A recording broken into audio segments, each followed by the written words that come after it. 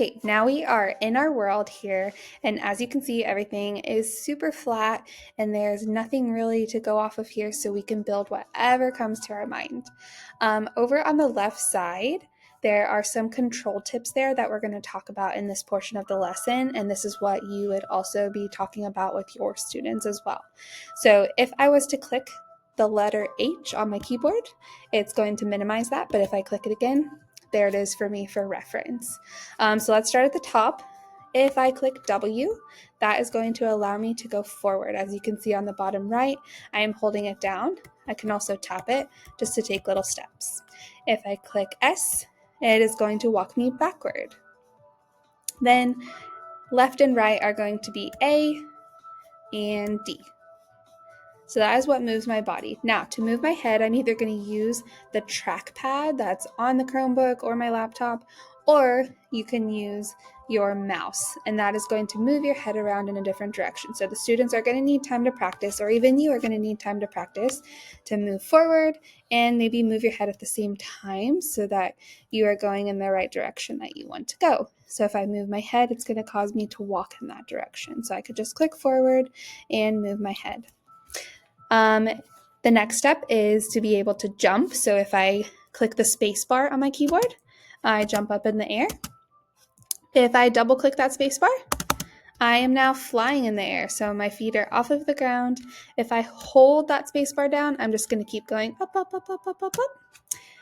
Then to get back down, I can click the shift bar, or I can double tap the space bar and it drops me to the ground. So these are going to be some of those things that you and the students both are going to want to play around with in order for you to feel confident enough to move your person around.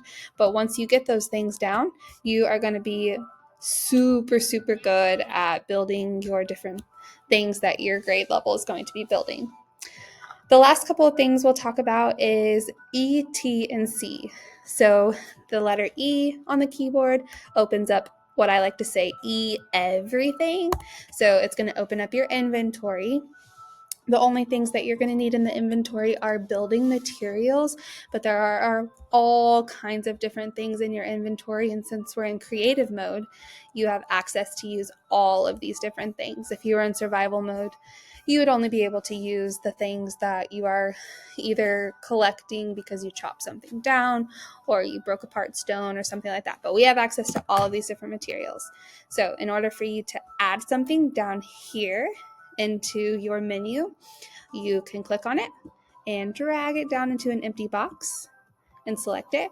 If I wanted to get rid of it, I would select it and drag it up and release it back up into my inventory so it goes away, and now I have more empty boxes to add more into. So that is your everything. As you notice, it is getting dark, so it does work on a time clock where it's daytime, nighttime. It can also rain and thunderstorm and things like that. So a part of our coding that we're going to do is we're actually going to get to code the weather so that maybe whenever it gets dark outside, we could say sunny and the sun will come back out, things like that. But anyway, if we click on the T on our keyboard, that is going to open up our chat. So the chat is where we would type the different words that have our codes. For example, when we want it to be sunny, we'll type sunny once we put our code in, and then whenever we send that code, it will turn our weather back to sunny instead of nighttime. And then the last thing is if you select the C, that is where we actually will start coding. So as you can see here, this is called MakeCode. This is the coding program in Minecraft. And what the students will do is they're going to open a new project. There are already projects that are built down here and different tutorials on how to do those different things. But we are going to be doing this all by ourselves. So we're going to do new project. When you title your project, I tell the students to go ahead and title it with your name. And as you can see here, these are all of our block codes, just like we did in Scratch. So we have our basic ones and our players and our blocks and agents and things like that. We also have our loops that we've done before. There's the forever. So that's how we get there.